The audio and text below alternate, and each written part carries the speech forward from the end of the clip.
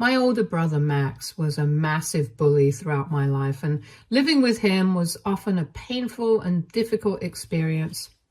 To be completely honest, Max has ADHD. His constant hyperactivity and aggressiveness made him an extremely challenging person to share a home with, especially during our childhood. When I was born, Max was already 5 years old, and his reaction to my arrival was far from warm or welcoming. From the start, he struggled with the attention I received from our parents. Now, it's not uncommon for older siblings to feel jealous or displaced by a new baby, but Max's feelings ran particularly deep. He would throw full-blown tantrums whenever my parents spent any time with me, as though my mere existence was an offense to him. All I remember throughout my childhood was my brother stealing all my toys. He would snatch them away without a second thought. Birthdays, which should have been joyous occasions for me, became scenes of chaos. Max would scream, cry, and make a dramatic scene, completely overshadowing my celebration. Instead of feeling special on my special day, I often felt humiliated about my brother's behavior. As I began to grow older, Max's behavior became even more targeted. He started to take his frustrations out on me physically. Sometimes he would push me out of his way, even when there was no real need to do so. Other times, he would bite me, an action that felt deliberately hurtful and mean for no reason. It was clear that his disdain for me wasn't just a passing phase. It felt like he resented me deeply for taking the spotlight and disrupting the dynamic he had with our parents before I came along. Max never had any friends. My parents, in their efforts to make him feel included, would often force me to involve him with my friends. It was an impossible situation because Max's personality made him difficult to be around, and my friends absolutely hated having him around. Play dates that should have been fun turned into tense, unpleasant encounters where I constantly had to mediate or apologize for his behavior. Over the years, I couldn't help but feel a deep sense of resentment towards my brother. I couldn't understand why he wasn't like other people or why he couldn't control his emotions. Also, he didn't seem to like me very much and would often pick fights with me. Living with him was confusing and hurtful. I longed for a brother who would protect me, not one who constantly tormented me or made me feel unwanted. What made everything worse was my parents' lack of compassion towards me. They absolutely adored Max, and it felt like they were completely blind to how his bullying was affecting me. Every time I tried to voice my frustrations or explain how much his behavior hurt me, they would brush it off. They'd explain to me that Max was a special kid and needed my understanding and patience at all times. Even though I was younger than him, I was the one expected to accommodate his needs and moods, even when it came at the expense of my own happiness. I remember when I turned 13, I desperately wanted to go to Disneyland for my birthday, just me and my parents. I had dreamed of it for so long, imagining a magical trip where, for once, I could be the center of attention without Max's overshadowing presence. I spent days begging my parents, trying to convince them to make it a special trip just for the three of us.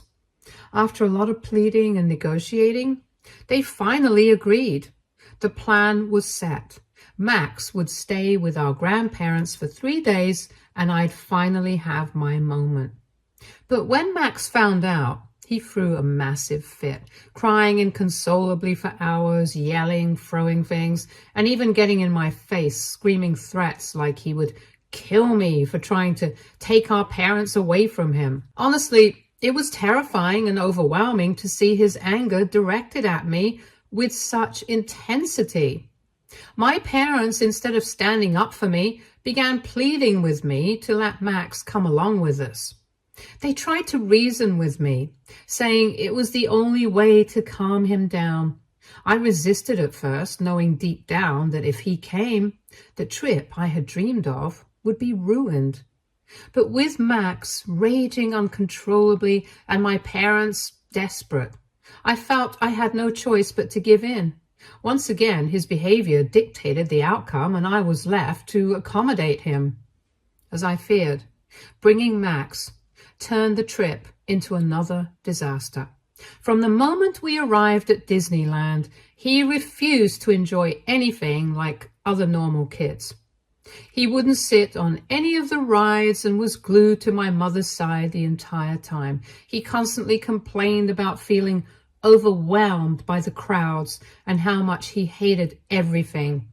His screams and cries quickly became the focus of everyone's attention, drowning out the excitement I had been holding on to for weeks. Within just 2 hours, Max was pleading with my parents to take us back to the hotel, completely unraveling what should have been a magical day. In the end, my parents had to split up to make the situation somewhat manageable. My mother drove Max back to the hotel, while my father stayed with me so I could at least try to salvage what was left of the day. While I appreciated my dad's effort, the entire experience felt ruined. Instead of the joyful and carefree celebration I had imagined, my birthday was once again marked by Max's needs and tantrums taking precedence. I know my parents truly did their best with the cards they were dealt with, but it was painfully obvious that my brother's needs and priorities always came before mine. Max demanded their attention 24/7, and no matter what I did, I was always an afterthought. While they believed they were doing what was right to help Max, it often left me feeling invisible, like my needs and feelings didn't matter compared to his. By the time I turned 17, I had reached my breaking point with my brother's constant bullying and my parents' constant ignorance. I started dreaming of freedom, of finally living a life where I wasn't overshadowed by my brother's needs or my parents' expectations. I began applying to colleges, deliberately focusing on ones far away from home. When my parents found out about my plans, they were furious. They didn't understand, or perhaps refused to see, why I felt the need to leave. They urged and practically begged me to stay in our hometown. They argued that Max needed me, that I was his sibling and had a responsibility to be there for him. I argued that I did not care about Max and that I would continue applying for faraway colleges no matter what they felt. This is when my parents revealed that the real reason they wanted me to stay was because of their plan. After their retirement, they intended to travel and enjoy their lives, while they expected me to take over 100% responsibility for Max. They told me how they had been sacrificing their life for years, so it would eventually be my time to step up. First of all, I had never been consulted about my parents' long-term plan, nor had I ever given them any reason to believe I'd be willing to take responsibility for my brother. Secondly, I had no intention of becoming his caretaker. I wasn't his parent, and I felt it was unfair and unreasonable for them to expect that from me. So I expressed this to them as clearly as I could. I suggested that they could still enjoy their retirement and go on cruise trips without my brother if they made other arrangements, such as hiring a full-time caretaker or teaching Max to be more independent, at least for a few days at a time. My mom argued back that Max would never be comfortable with a caretaker and insisted that he required 24/7 monitoring, which could only be done by a family member, meaning me. My dad agreed, going as far as to call me selfish for not agreeing to their ridiculous plan. Their comment stung deeply. As if that wasn't enough, my dad then revealed that the whole reason They even had me, their second child, was so I could eventually grow up and take care of Max in the future. I froze. My mind reeled as the weight of that revelation settled over me. I stared at them in silence, my eyes wide with disbelief. My mom quickly jumped in, scolding my dad for sharing that secret and telling him to apologize for saying such a thing. She then tried to backtrack, claiming he didn't really mean it, and that, of course, they loved me too. But her words felt hollow. The damage was done. I couldn't unhear what he had said, and it was then that I finally understood why I had always felt invisible compared to my brother. The idea that my existence had been framed as a solution for Max's care rather than as my own person with my own aspirations was devastating. My mom kept insisting that Max needed help, and as part of the family, I had a duty towards him. She even argued that going to college far away wouldn't improve my life in any way, claiming that staying in our hometown instead was the better option.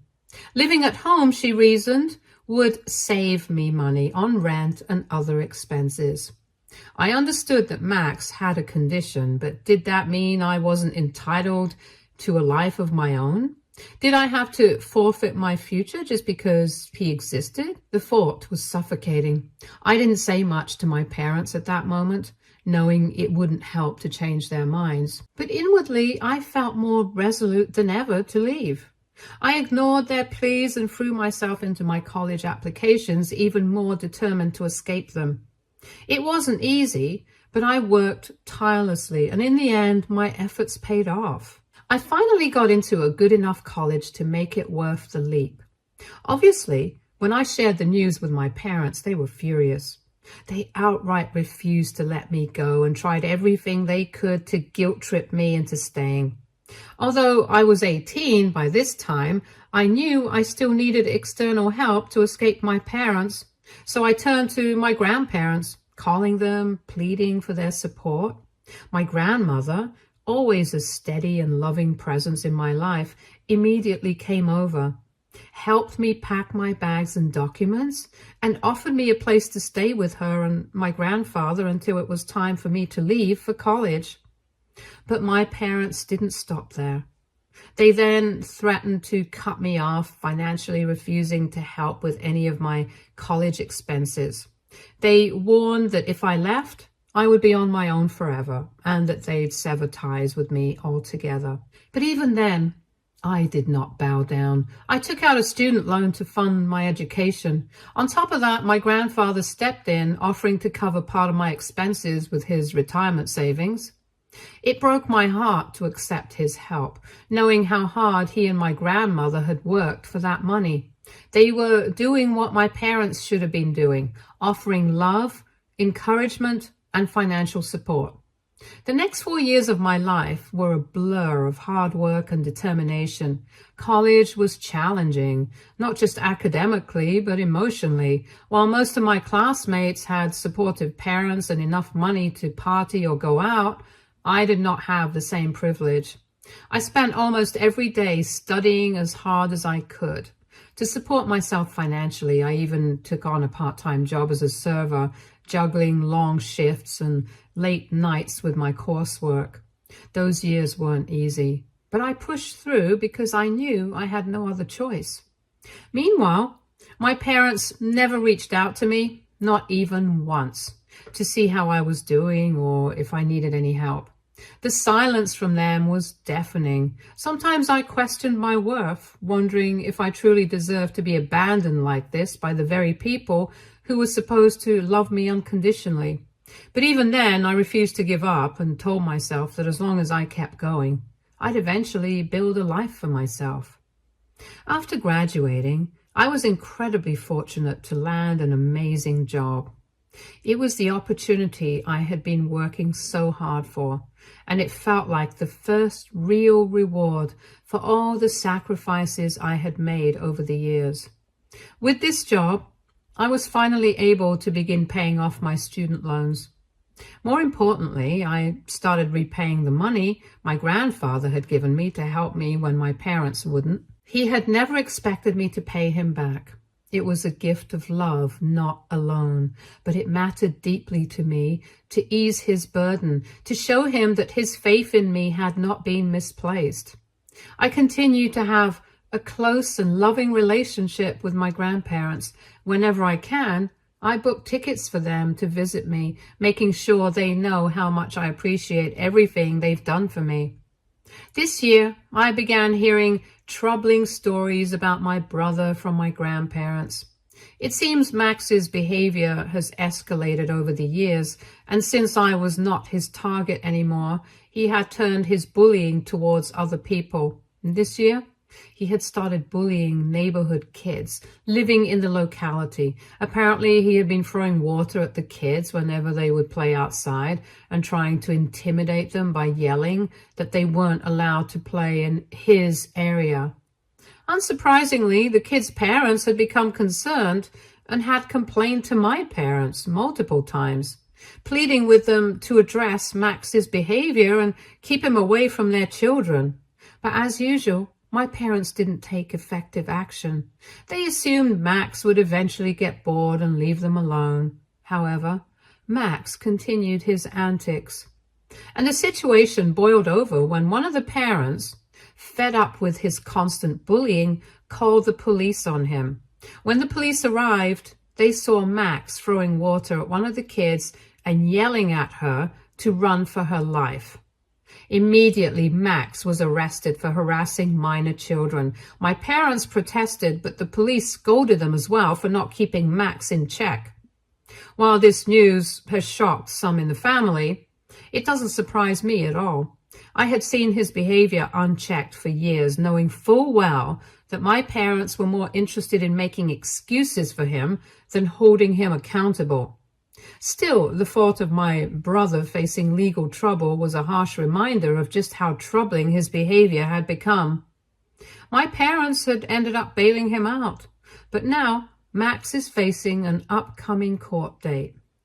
This week, I received a call from my parents, which completely caught me off guard. After 6 years of silence, it felt surreal to see their number pop up on my phone. My dad told me how he and my mom were at their wits' end dealing with my brother. He said they wanted to reconcile with me, claiming they'd missed me for years but had been too angry and stubborn about my decision to leave for college, so they had not contacted me. It was like he was trying to rewrite the narrative, glossing over years of hurt and abandonment with a half-hearted apology. I could already feel that he and Mom had definitely called me because they needed something, so I asked them to just spit it out.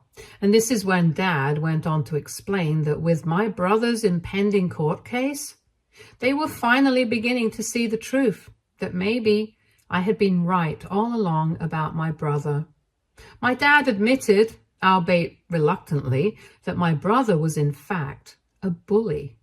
He had become worse over the years since I was gone and had been getting into more and more trouble.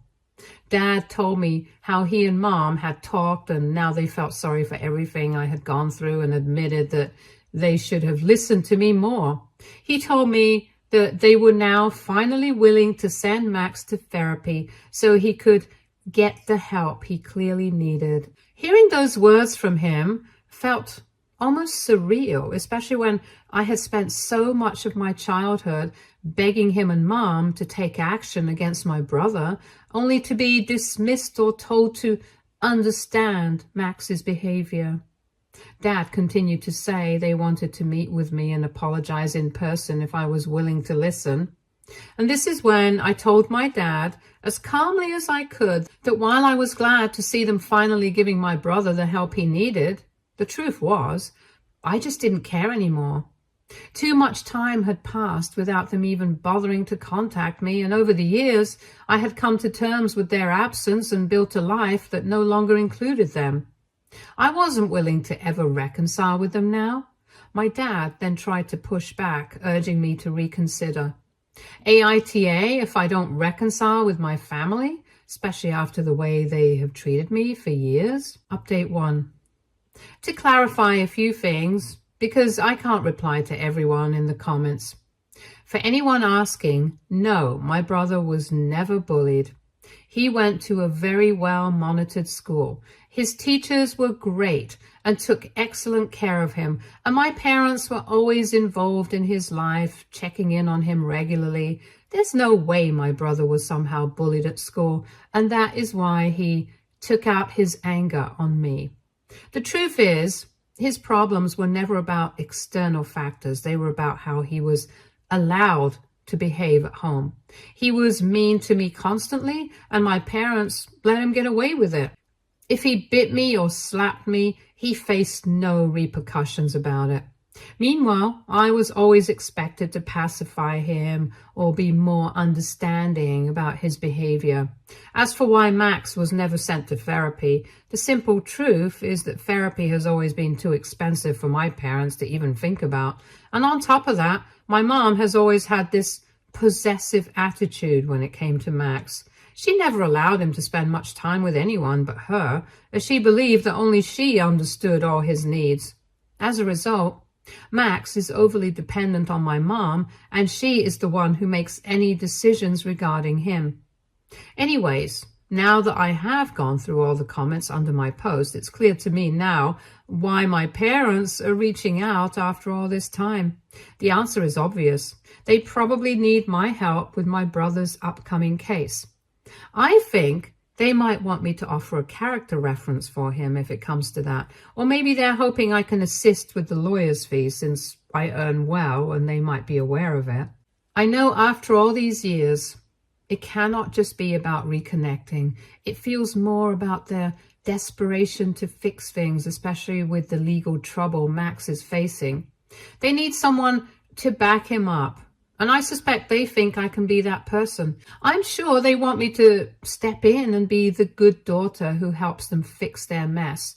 But I'm not going to be doing that. Update 2. For everyone asking how my grandparents feel about my parents wanting to reconnect with me, they're not exactly thrilled about it. Over the years, they don't really talk much with my parents, especially after everything that happened when I was kicked out and wanted to go to college. Since then, the relationship between them has been strained and they've mostly kept their distance. The only reason my grandparents have stayed in contact with my parents at all is because they have to sometimes help out with Max, whether it's babysitting or taking care of him when my parents need assistance. My grandparents know exactly what Max is like. They've seen it firsthand. His bullying, his behavior, and they're disappointed in how my parents have handled everything over the years. They've always been supportive of me, but when it comes to Max, they've never been blind to his actions or excused them. So, with my parents now wanting to mend things and reconnect with me, my grandparents have made it clear that they understand my hesitation. They've asked me to be cautious. They know how hurt I have been because of my parents, and they don't want me to rush into something that might end up being more painful. Also, my parents have continued to send me messages this week. They are strongly urging me to consider giving them another chance. They keep emphasizing how much they regret the way things have been between us and how they've realized they made mistakes. As a result, I feel torn, to be honest. Update 3.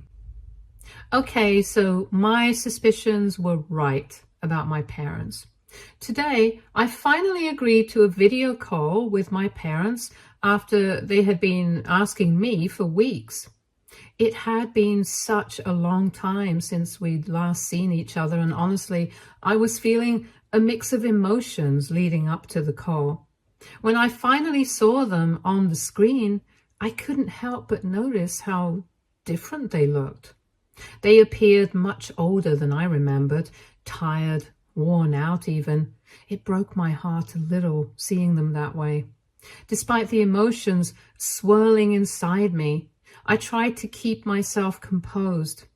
We talked about their lives, about how things had been for them, and then I told them a little about my work. We discussed my grandparents, catching up on the little things that had happened in our family. Our conversations felt almost normal, like no time had passed since I had last seen them. My parents also apologized to me again. They seemed almost desperate in their words, asking me to come and visit them, promising that they'd been thinking about me. But at that moment, I couldn't hold back any longer. I asked them outright, why now? After all, if they had really missed me, wouldn't they have reached out sooner? During college, when I was away and actually needed their support, they hadn't made any effort to stay in touch. So what was different now? Why were they suddenly so eager to reconnect after all this time? That's when my parents almost reluctantly started to reveal the real reason they had reached out to me. They explained that they were in desperate need of financial help to take care of my brother Max. My dad told me that over the years they had spent almost all their savings on Max's constant medical treatments. The costs had drained them. And now, with his legal case pending and the potential therapy he would need for his behavioral issues, the financial burden was becoming overwhelming.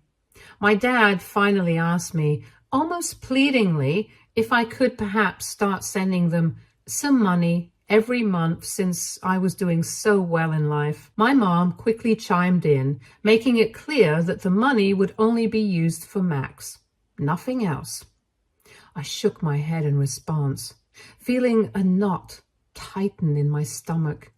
I asked them, voice trembling with frustration, do you seriously think I would just send you my hard-earned money to spend on Max? I was struggling to hold back my anger. No matter how much you need it, how could I possibly help you with him? He's the one who bullied me all those years. He's the one who made my life hell. He's the one who ruined every single birthday celebration I ever had. My voice cracked as I continued. He's the one who never once showed any sympathy or care for me. So why would I help him now? The history between me and Max was so painful, and now they wanted me to step in and be the financial savior for someone who had treated me with such cruelty. It didn't make sense, and I couldn't let go of the years of hurt. I didn't stop there, though. All my frustration and years of bottled-up resentment came rushing out. I pointed out to my parents that they had never protected me from Max. They had never shown me any real compassion when it came to him. Instead, they just expected me to fall in line, to play along with their narrative and take care of him, as if everything he did was just something I had to accept.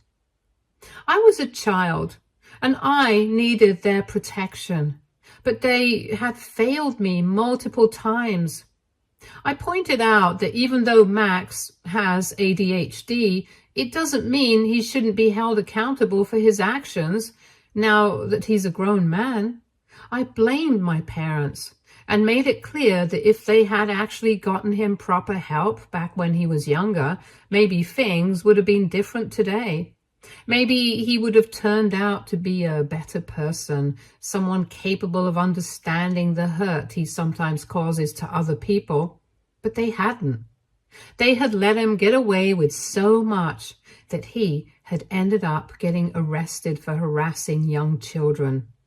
Even after this, they were asking me to step in and help him as if I wasn't his first victim. My parents tried to argue back, but I told them that although I appreciated their apology, it didn't mean that I was going to just forgive and forget everything that had happened.